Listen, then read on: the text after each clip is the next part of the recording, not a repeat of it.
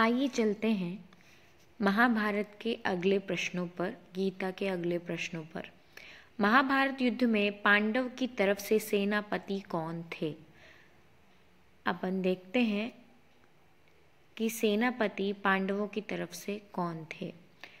धृष्टद्युम्न पांडवों के सेनापति थे। अब आगे चलते हैं कि धृष्टद्युम्न कौन थे, ये भी जान लेते हैं।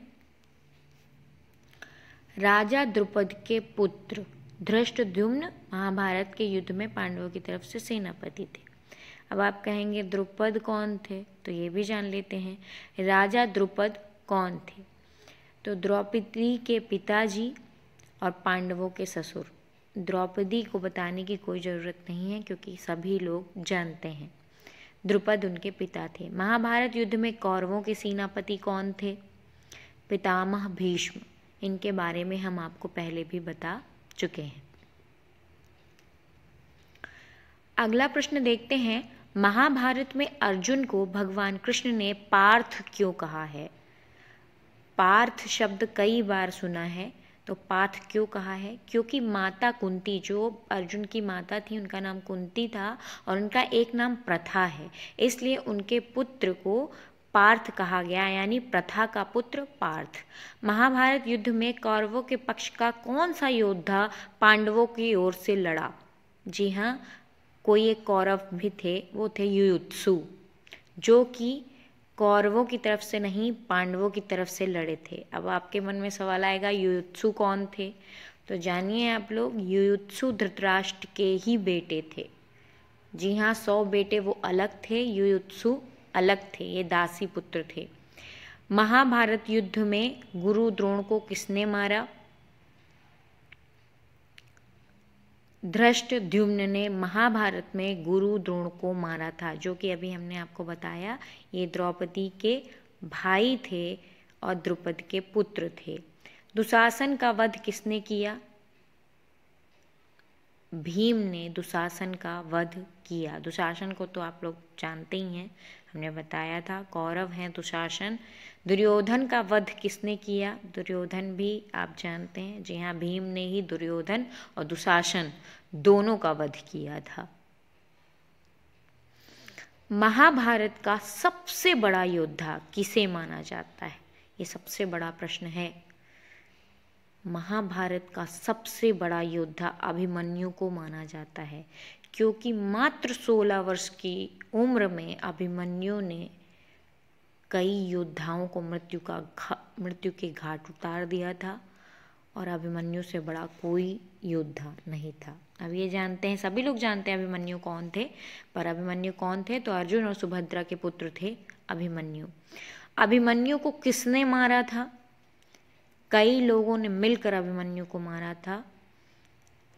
जयद्रथ ने, 7 लोगों ने घेरा था और जयद्रथ ने अभिमन्यु को मारा था।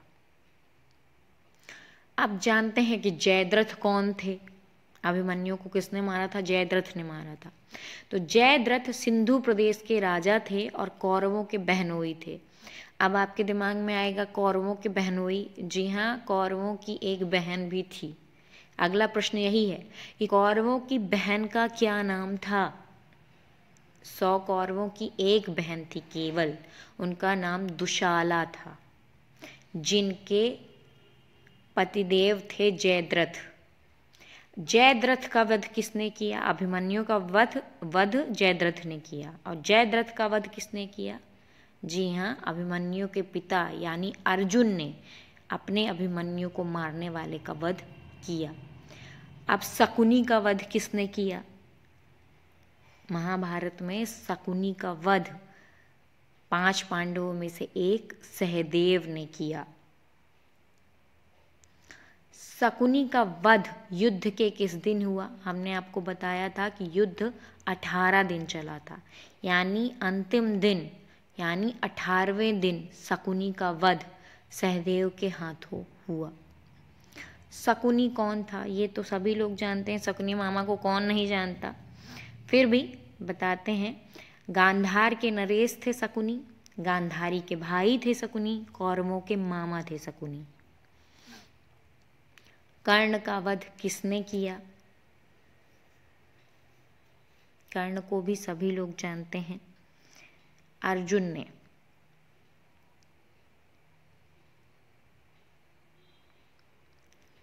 महाभारत के अनुसार किस व्यक्ति को मुक्त माना जाता है? भगवान श्री कृष्ण महाभारत में कहते हैं, गीता में कहते हैं, जो इच्छा, भय और क्रोध से मुक्त हो गया हो उसे मुक्त माना जाता है।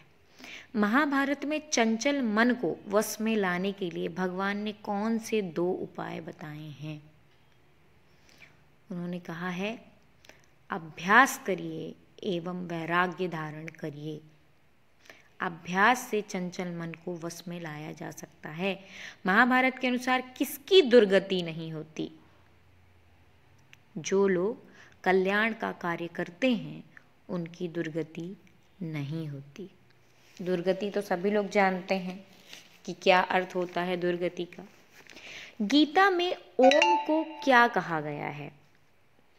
ओम, जी हाँ, ओम यह एक अक्षर ब्रह्म है, यानी ओम को ब्रह्म यानी कि ईश्वर कहा गया है। अर्जुन को सब्यसाची क्यों कहा गया है? अर्जुन का एक नाम सब्यसाची है। अर्जुन को सब्यसाची इसलिए कहा गया क्योंकि वह दोनों हाथों से बाण चलाने में निपुण थे। सब्यसाची का अर्थ होता है बाएं हाथ से काम करने वाला। वो दोनों हाथ से बाण चलाते थे, इसलिए उन्हें सब्यसाची कहा गया है। अर्जुन को गुडाकेश क्यों कहा गया है?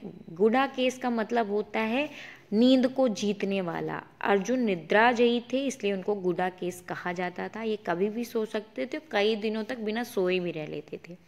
महाभारत के अनुसार इस लोक में मनुष्य समुदाय कितने प्रकार के होते हैं?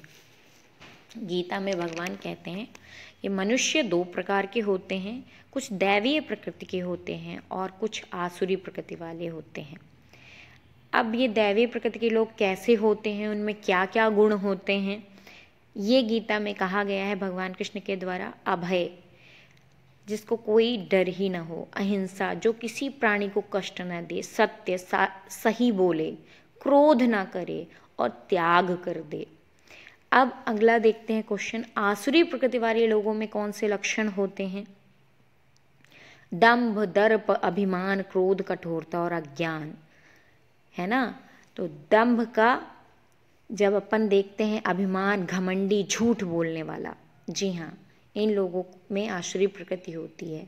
महाभारत के अनुसार आत्मा का नाश करने वाले 3 प्रकार के नरक के द्वार कौन से हैं? काम, क्रोध, लोभ। काम का अर्थ है इच्छा, क्रोध, लोभ जानते हैं आप। इच्छा ना पूरी होने पर गुस्सा आता है और लोभ से सब कुछ नष्ट हो जाता है। जीवन में और जगत में कोई ऐसी समस्या नहीं जिसका समाधान गीता में नहीं है। किसने कहा? इमर्शन ने कहा है।